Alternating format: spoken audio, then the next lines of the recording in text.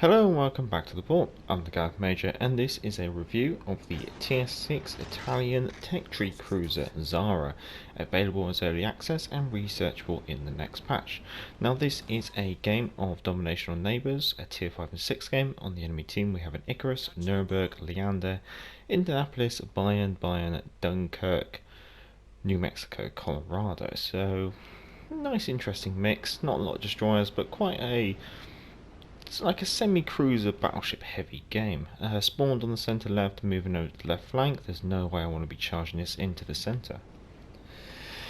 Now, Zara is the lead ship of her class, which consisted of 4 heavy cruisers. These were launched between 1930 and 1932. Now, the class was a well-balanced design, but it did exceed the limits of the Washington Naval Treaty. During World War II, Zara was present at Taranto during the British torpedo bomber raid of November 1940, but she was undamaged. Zara was sunk during the night actions of the Battle of Cape Matapan, where she was illuminated by searchlights on board HMS Warspite and then fired upon. And it's quite possible that the Duke of Edinburgh himself, Prince Philip, was operating those searchlights, as he did serve on Warspite during that time as a searchlight operator. Now, in comparison to the other tech tree cruisers I should say, of Tier 6, survivability wise she has the second highest HP pool, not pool base I should say. If you include HP pool, then you would actually knock Zara down to probably third, due to the Fiji having a higher pool of HP due to the repair parties. She looks like she has good armour banding, which is from 13mm to 150mm, so it seems quite reasonable for the tier. And she has the best torpedo reduction, which sits at 19%. So these traits basically earn her the trait of being a tough ship. But she doesn't... I still wouldn't say she's super tough. She still does go pop quite easily, so you still have to be very cautious on what you're doing with her. Artillery wise, one thing to mention is she does have the trait sluggish shot, which is what the Americans have as well. It basically means that at long range you may have to leave the target a bit more and your shells will be in the air a bit longer, but it does mean that it does make the cruiser quite nice at shooting over islands and other items like that. Now she has 8 8-inch guns in 4 dual gun turrets. Now these are positioned at A turret, B turret super firing at the front, and then we have X turret super firing at the rear over Y turret. So you've got 4 guns forward and 4 guns aft. And let's see if we can start getting some damage down range now. Now for the gun caliber, 8 inches, it basically means at your tier you are among friends, as there are a lot of 8-inch cruisers at this tier, so you're not exactly standing out anyway in the pack. Now for the range, you do have the second shortest range for the tier, and when you just consider it against other 8-inch cruisers, you do actually have the shortest range for an 8-inch cruiser, which is quite interesting. Now these guns are quite slow to reload, and you also have a low gun count at only 8. You have to consider that some of the other nations at this tier have already started to get triple turrets or additional turrets. Now you do have a decent turret traverse speed.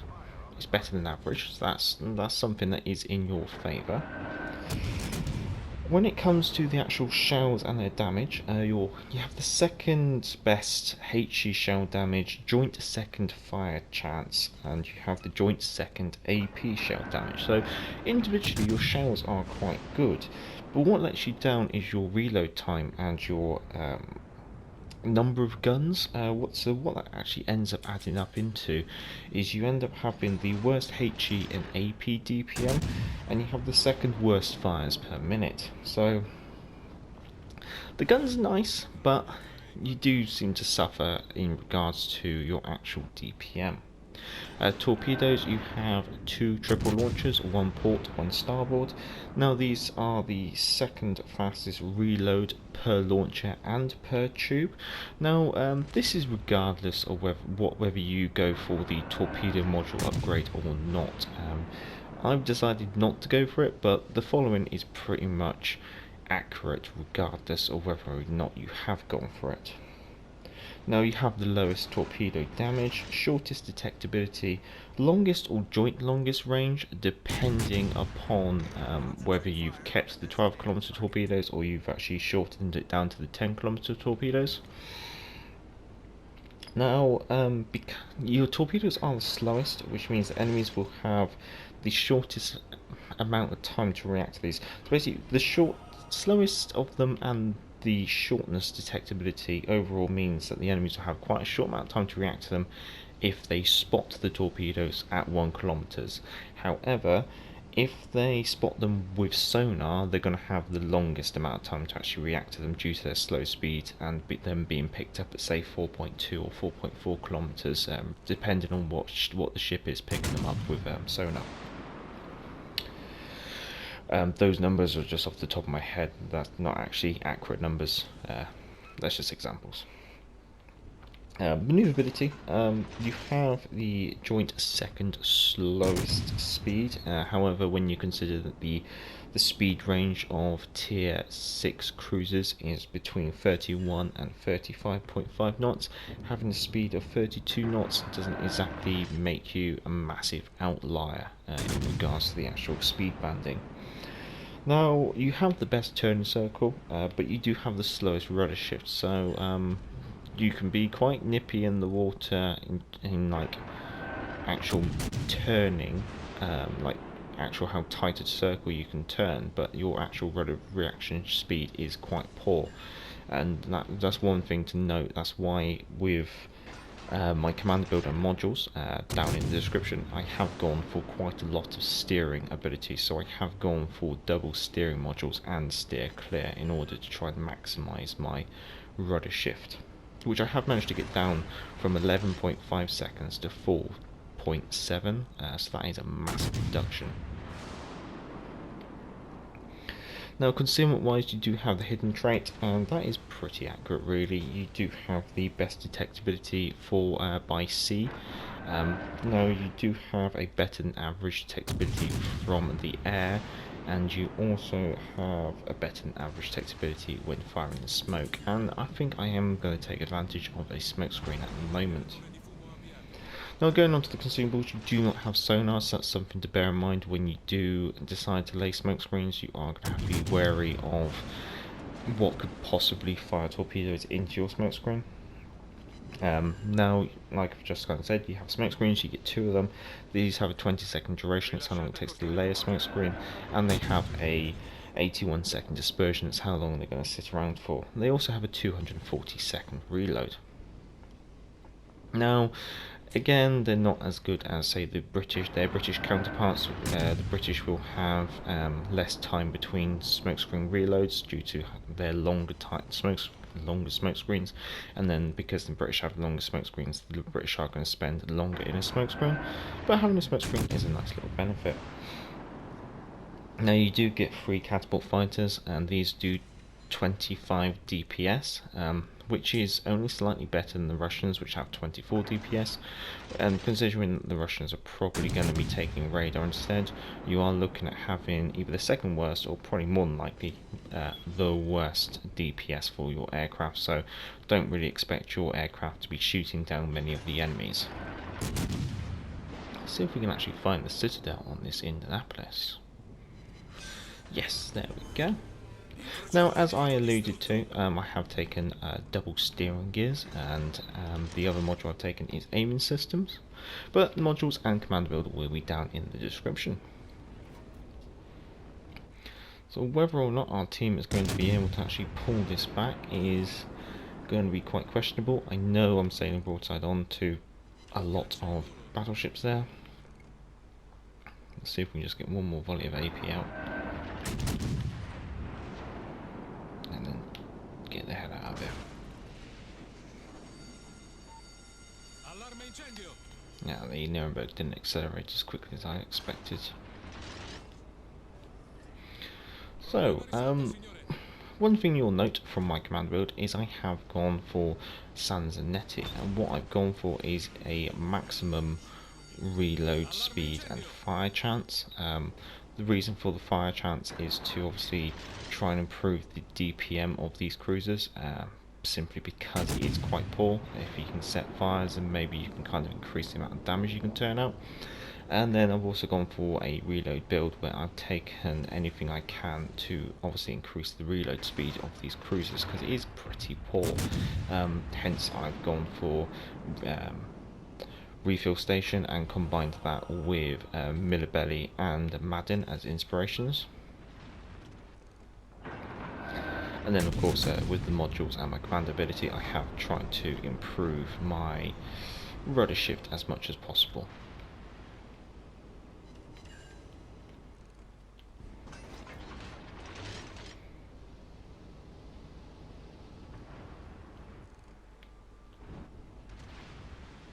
Now we don't have any more. Oh, here comes some pain.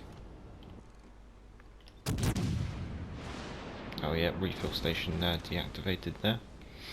That's one of the things I don't quite like with the new legendary abilities. It does seem a little bit juddery when it seems to change between having the legendary ability activated and not activated. Something I've really quite noticed when I've had refill station.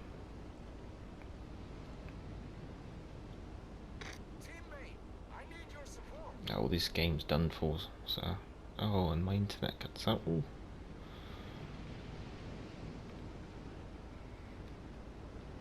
Now, we haven't really seen any torpedoes launched in this game. The enemy's always been at standoff distance. But the reason why I've decided to keep the 12km torpedoes is just because you can just keep firing them out, using them as your sea mines, I guess you can say. Now hopefully the nice tight turn circle of the Zara will help here. So out of the Italian tech tree so far, so I've basically played and reviewed, so I've done the Zara now, I've done the Trento, and I've also done the Montecuccoli. Apologies if I pronounce that wrong, but the Zara actually kind of feels like it's kind of coming together. The Montecuccoli just felt awful. Your mileage may vary. The Trento felt like we were getting somewhere, but it just wasn't quite perfect. And now with the Zara, it actually kind of feels like this tech tree's now come together.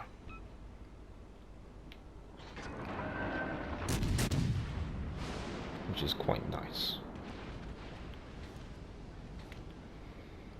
Let's see if we can just dodge the Bayern shots.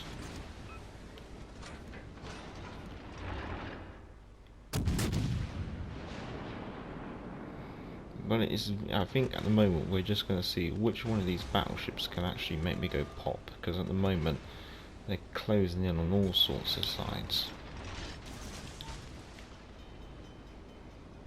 I probably could have actually risked it and actually kept that rudder module damaged. Maybe I shouldn't have done that.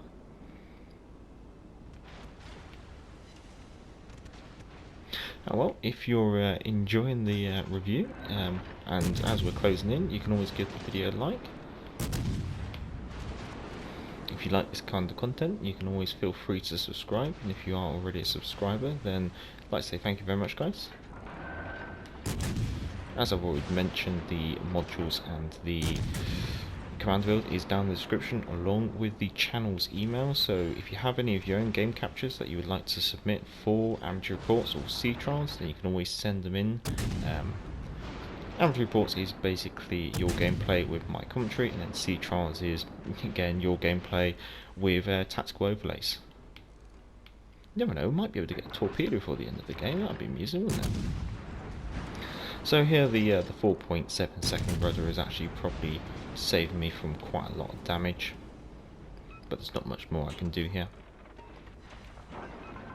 And if you feel like supporting the channel, you can always go check out our Patreon page. The link is also down in the description.